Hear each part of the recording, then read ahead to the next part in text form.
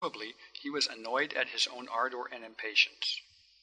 Without due respect to his importance and dignity, his calculations had lured and prickled him to the greedy eagerness of a boy, who makes straight for his object, though this was not yet an object.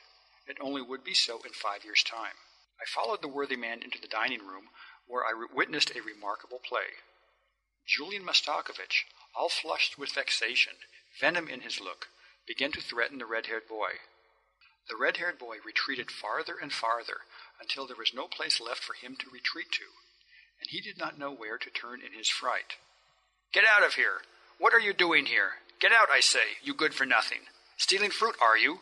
Oh so, stealing fruit! Get out, you freckle-face! Go to your likes!" The frightened child, as a last desperate resort, crawled quickly under the table.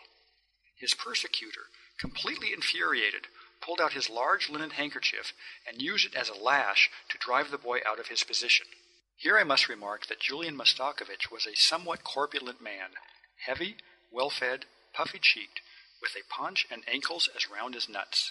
He perspired and puffed and panted. So strong was his dislike, or was it jealousy, of the child, that he actually began to carry on like a madman. I laughed heartily. Julian Mastakovich turned. He was utterly confused and for a moment apparently quite oblivious of his immense importance. At that moment our host appeared in the doorway opposite. The boy crawled out from under the table and wiped his knees and elbows. Julian Mastakovich hastened to carry his handkerchief, which had been dangling by the corner, to his nose. Our host looked at the three of us rather suspiciously, but, like a man who knows the world and can readily adjust himself, he seized upon the opportunity to lay hold of his very valuable guest and get what he wanted out of him. "Here's the boy I was talking to you about," he said, indicating the red-haired child. "I took the liberty of presuming on your goodness in his behalf." "Oh," replied Julian Mastakovich, still not quite master of himself. "He's my governess's son," our host continued in a beseeching tone. "She's a poor creature, the widow of an honest official. That's why, if it were possible for you—" "Impossible! Impossible!" Julian Mastakovich cried hastily. "You must excuse me, Philip Alexeyevich. I really cannot. I've made inquiries.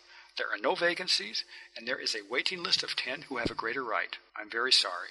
"Too bad," said our host. "He's a quiet, unobtrusive child."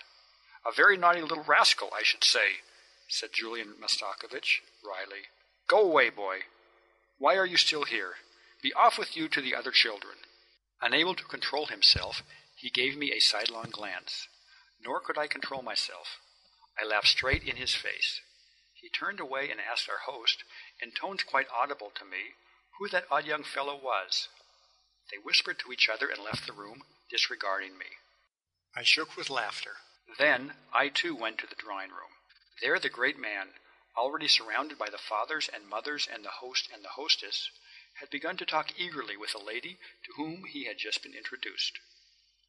The lady held the rich little girl's hand.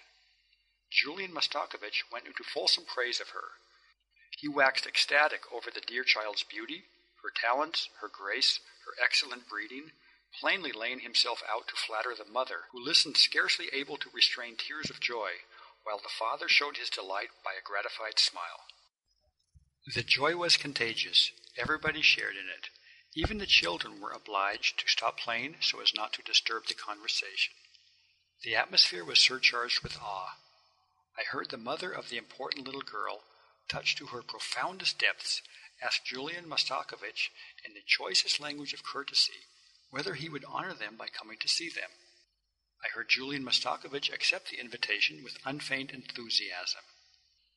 Then the guests scattered decorously to different parts of the room, and I heard them, with veneration in their tones, extol the businessman, the businessman's wife, the businessman's daughter, and especially Julian Mastakovich.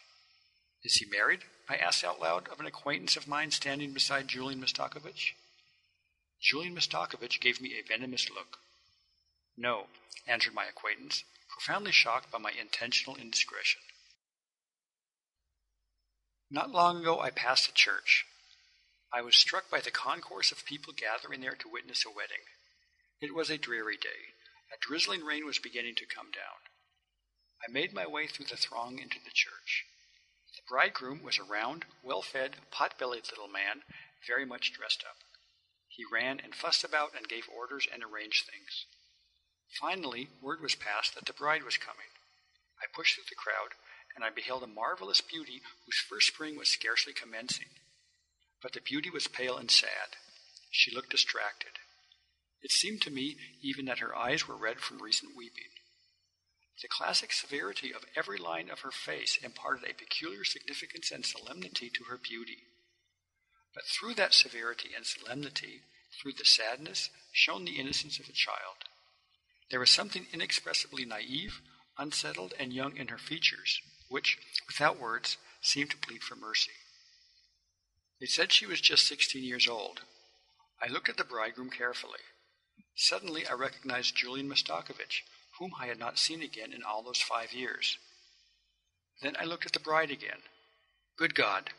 I made my way as quickly as I could out of the church. I heard gossiping in the crowd about the bride's wealth, about her dowry of 500,000 rubles, so and so much for pocket money. Then his calculations were correct, I thought, as I pressed out into the street. End of The Christmas Tree and the Wedding by Fyodor Dostoevsky.